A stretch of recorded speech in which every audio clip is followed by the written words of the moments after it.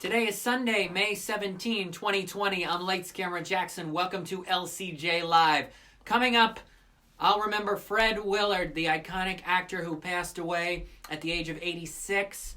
He was in Wall-E. As a matter of fact, a rare live-action presence in a Pixar animated movie. So that's why I have Wall-E and Eve here with me today. We will remember Fred Willard coming up here on LCJ Live. If you have your thoughts on Fred Willard, your favorite performances, shows, films starring the great actor, and I had the chance to meet him. As a matter of fact, let me show you. I met Fred Willard in January of 2008 at a telethon. He came to my neck of the woods, Albany, New York, to the Fox affiliate to do the Center for Disability Services telethon, because Back to You was on Fox at that time, and it was during the writer's strike, but he came to the telethon to represent a Fox show to co-host it with the anchors. And it was a little bit before Wall-E was coming out in theaters. So he got to talk to me about his character in Wall-E, the fact that he had a live-action role. You could actually see him, I think the first time in a Pixar movie ever. And he also talked to me about Back to You, that they were going to go back to work pretty soon and get going. Anyway, he signed this picture for me a few months later. Hi, Jackson. Nice meeting you, Fred Willard, June 9, 2008. And here is the picture. And I'll see here, I'm looking at my monitor here of what LCJ Live looks like to try to see the angle here. It'll show up in a second. But I really enjoyed meeting Fred Willard. I was only, 9 years old at the time. Yeah, you can see that. And it was so nice to meet him. It really was. And so great that he was able to sign this. You know, I have an immense collection of photographs with celebrities, but a core group of them are actually signed by the celebrities. And having Fred sign this was amazing, and to be a part of a show that I love so much, like Back to You, but also Best in Show. Wow. I mean, you know, his character in that changed comedy films forever. That film changed comedy movies forever. Can you believe? About 20 years ago, a little bit more, Best in Show. Wow. A lot of people thought maybe he could have even gotten nominated for an Oscar for Best in Show. He actually won some Best Supporting Actor awards from critics groups for his work in Best in Show. Translated over into the Bachelor franchise because he got to commentate with Chris Harrison on various games that the Bachelor and Bachelorette contestants would play over the last several years. Whether it was Back to You, Everybody Loves Raymond, Modern Family. If you didn't watch the episode, I think it's called Legacy. Yeah, Legacy, from Modern Family earlier this year. It is the final appearance of Fred Willard on Modern Family with Ty Burrell, and the two were, of course, on Back to You. But watch that episode, Legacy. Find it. It'll probably be on abc.com, something like that. Maybe ABC will re-air it with the Modern Family episodes they plan on re-airing pretty soon.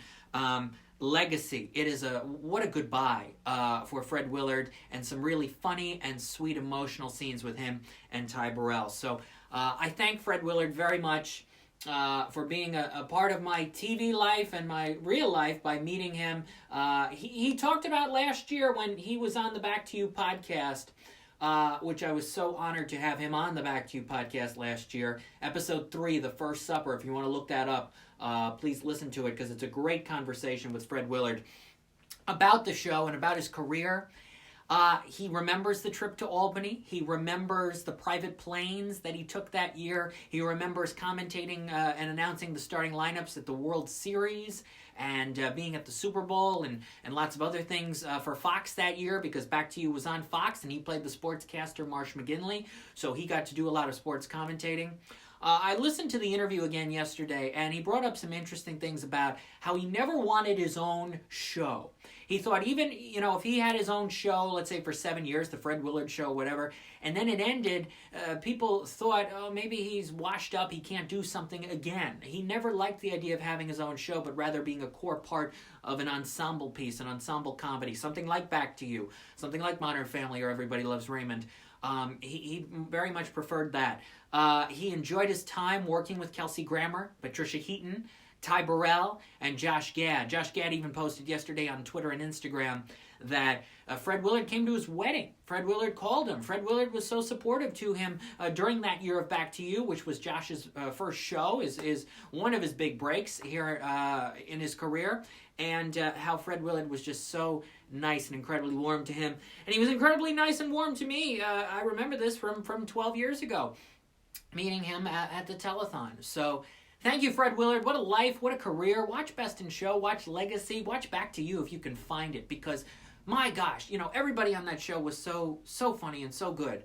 But every line that came out of Fred Willard's mouth on Back to You, wow, just so funny. The timing, the sharpness, the edginess of his character, Marsh McGinley, just incredible. So thank you, Fred Willard, for what a life, what a legacy, what a gift. You will be remembered. I truly hope that ABC airs some Modern Family episodes with him pretty soon, kind of like what TBS did yesterday for Jerry Stiller with the Seinfeld episodes.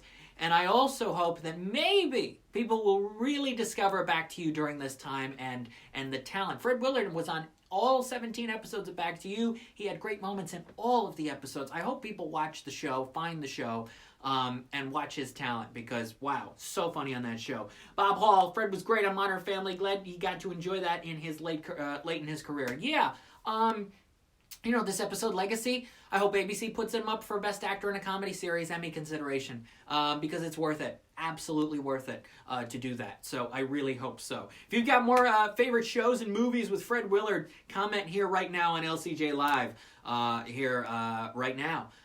We will also right now talk about Scoob. Scoob came out on VOD this weekend. How will the numbers be? Hopefully Warner Brothers will unveil them pretty soon. I like Scoob. I think it's fun. I think families will enjoy it. If you haven't watched Scoob yet, I recommend it. I really do. And I also recommend it for people who grew up with the original cartoon series, because there are so many connections to that. There are so many references, callbacks, the sharp humor, really good, surprisingly good in Scoob. There's a lot of care put into the script, a lot of care put into the voice performances and the character cameo appearances and things like that. Scoob, I do recommend. Tonight, Taylor Swift, a new concert special called City of Lover. It's on ABC after the American Idol finale. The Simpsons finale is tonight, Fox animated shows for the year. By the way, you're probably wondering, gee, isn't it almost summer in the warmer weather? It's actually a little chilly here in upstate New York today, which is why a little chilly. So that's why I got these on today on LCJ Live. But hopefully the weather will get a little bit warmer over the next several days. I actually watched all last week from Sunday to Saturday. I had my own fashion week because I watched Making the Cut on Amazon Prime. DJ Rachopo, I remember Fred from Hey Arnold and The Loud House. Yeah, Fred did a lot of voice work. He did some voice performances and shows, absolutely. So I've been watching Making the Cut. Heidi Klum, Tim Gunn, back. They were on Project Runway. I binged this over 7 nights, had my fashion week on Amazon Prime Video. And here's what I like about Making the Cut. And why it's different from Project Runway, why it's different from a lot of other reality shows and competition shows, is that there's drama in the sense of the competition itself, but there's not that BS drama among the contestants among themselves. Oh, I'm better than you. Oh, you're not doing things right. None of that, which is great. It's great. Also, Tim Gunn is excellent here.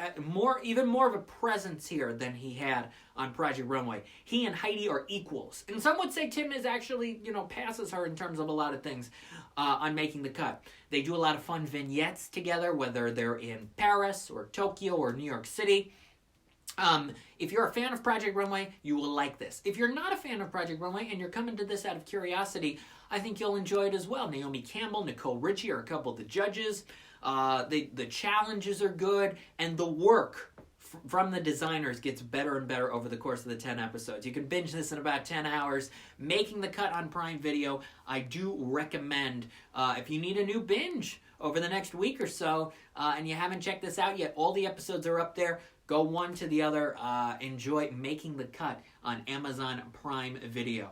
If you're just joining us here on LCJ Live, happy Sunday. We're halfway through May. Can you believe that? More than halfway through already. Kind of crazy. Tomorrow on animationscoop.com, I'll have a new piece on the 10th anniversary of Shrek Forever After. I think it's one of the most underrated DreamWorks animated movies. It turns 10 this week, this Thursday. And so I got a new piece on the impact of that and what Walt Dorn, who voiced Rumpelstiltskin in Shrek Forever After, has to say about the impact of this movie 10 years later. Also, Monday night, tomorrow night, and Tuesday, the Animation Scoop piece. Monday night, tomorrow night, new LCJ Q&A podcast episode with Ben Smith, the writer-director of the new animated movie Stardog and Turbo Cat, which comes to DirecTV Cinema exclusively this Thursday, May 21st. Hits more VOD digital platforms on June 19th. So I talk with Ben Smith. If you want to listen to my LCJ Q&A podcast episode with Tony Cervone, the director of Scoob, that is up right now. Go to lcj.podbean.com for that great conversation with him about Scoob, which is doing a lot for families right now. Really enjoyed making the cut, says DJ Rachopo. You should watch Dead to Me if you're looking for your next binge watch. You know, I actually tried the first episode of Dead to Me about 6 months ago or so. A little less, maybe. Didn't love it. So I haven't really gone back to it yet. I know season 2 of Dead to Me just came out on Netflix. I haven't gone back. Didn't love the first episode. Wanted to like it more. I like the two of them, Christina Applegate, Linda Cardellini, but it just didn't quite get me where I wanted to go with it. But maybe I'll give it another shot. We'll have to see. The Lovebirds is coming to Netflix this week. There are actually a lot of movies coming out this week on digital platforms, VOD, things like that. One is The Lovebirds on Netflix. I have seen it. Kumail Nanjiani, Issa Rae comedy. I am embargoed until Wednesday at 10 a.m. Eastern. So check out Wednesday, 10 a.m. Eastern. I'll have my rapid review of The Lovebirds. Coming up shortly today, I'll be posting my review of The Painter and the Thief, a new drama. It's a new documentary film. And it is dramatic, and it is quite something. The Painter and the Thief. I'll have my review of that later today. Also, later this week, my thoughts on Military Wives, which is coming out on VOD this week. Stardog and Turbo Cat is out this week. There's a lot. Actually, this week. A little bit of something for everybody. So, Lovebirds Wednesday, Military Wives later this week, Painter and the Thief later today. And tomorrow night, LCJ Q&A with Ben Smith of Stardog and Turbo Cat. There's 4 big movies for you coming out this week. Also, The Vast of Night next week, May 29th, is on Amazon Prime Video, along with The High Note. That's on VOD. Ice Cube, Tracy Ellis Ross, Dakota Johnson. It's a good cast. So a lot to look forward to in the next couple of weeks. What's up? D159 program. Thanks for being here on LCJ Live. Shirley, Elizabeth Moss plays Shirley Jackson. That's out June 5. I've seen that already. And then a triple header on June 12. Artemis Fowl, Disney+. King of Staten Island, VOD. Da 5 Blood, Spike Lee movie on Netflix. Triple header coming at you on June 12. That is going to, again, have a little something for everybody. And a lot of eyeballs on those 3 movies coming up. So, yeah, a lot to look forward to. Also, this week, Story of Soaps, new 2-hour special on the impact and history of soap operas. ABC this Tuesday at 9 p.m. It was originally supposed to be 8 p.m., but they're throwing in a new special about the impact of The Last Dance, the Michael Jordan docuseries on ABC, hosted by Stephen A. Smith, who I think is the most gift guy out there. All his reactions and his gifts, dominate Twitter. He'll be hosting that. That's Tuesday at 8 on ABC. 9 o'clock, The Story of Soaps. I'm looking forward to that. I watched some of the Gary Marshall special. That was pretty good. Yeah, TV's getting interesting because now a lot of the scripted shows are ending for the year. Some of the game shows are coming back. Millionaire's still going. And then these specials, these one-offs are coming in. Tomorrow night, 8 o'clock CW. Penn and Teller. Try This at Home. It's a show where they're telling people what kinds of magic tricks and things and illusions they can do at home. Penn and Teller Fool Us. Now, CW came out with their lineup the other day. Was trying to get some information. Maybe the delay of the start of Penn and Teller Fool Us from June 22 into the fall, but it seems like through my sources, good friend Rob Owen, who was on the Back to You podcast, writer for the Pittsburgh Post-Gazette, seems like they're going to have new Penn and Teller episodes in the summer and in the fall. The question is, how many episodes did they tape before the shutdown? We'll have to see about that. But I'm looking forward to Penn and Teller's return. Fingers crossed that it is still June 22 and that the episodes are spread out to cover the summer and the fall. Right now, Fox and CW have announced their lineups. Will ABC, CBS, or NBC announce their fall TV lineups this week? It's a question we'll be asking for a number of weeks until it actually happens, and I feel like one of them is going to wait until the absolute last minute. I feel like ABC is saving some stuff. I feel like they're secretly saving $100,000 Pyramid and some other shows for the fall. NBC, they basically came out this week and said, your favorites are coming back. We don't want to say anything more. And then CBS is like, well, we're going to renew and cancel all these shows, but we don't want to announce our lineup yet either. So hopefully there's some news this week, but again, it still might be too early to make those finalized decisions. What's up, Chris Stoll? Thanks for being here on LCJ Live. I have Wally and Eve here as we remember the life and career and the legacy of Fred Willard. One of the greats. Just one of the greats. Steve Carell wrote yesterday, funniest person he's ever worked with. I have seen the first couple episodes of Space Force, which is the new Steve Carell Netflix comedy series, which comes out on May 29th. So about 12 days from now. Fred Willard is on the show. I didn't know Fred Willard was going to be on until he appears in the first scene he's in the first episode. Of course, this is a reunion of Anchorman, because they were in Anchorman together. Fred Willard plays Steve Carell's character's dad. I don't think I'm spoiling anything or giving anything away by saying that, but I think some more people will watch now to see Fred Willard, in this show. But if you really want to see Fred Willard in his prime and with some of the best stuff, you look at Back to You, you look at Raymond, you look at Best in Show, and you look at his appearance on Modern Family from earlier this year, from January, because he was still fantastic in that. Sharp, funny, timing, moving. Legacy, that Modern Family episode. Please look it up because he was fantastic in that. Hope he gets a Best Actor in a Comedy Series Emmy nomination this year. He can join Jon Hamm for Curb because I think the two of them deserve to be on that ballot. All right. Next Sunday at 12 p.m. Eastern, believe it or not, will be the day before Memorial Day. We'll talk about some of these movies that are available this week, how they're doing. Painter and the Thief, Lovebirds, Military Wives, Stardog, and Turbo Cat. We'll talk about some TV heading our way, including The Titan Games Season 2, the Dwayne Johnson NBC show starting up on the 25th. We'll talk about that. And the impact of more news and more entertainment news and interviews and highlights and movies and TV shows and what's happening. There's still a lot going on as we head into the second half of May and into June already. The LCJ's first half of 2020 movie awards are Sunday, June 28th.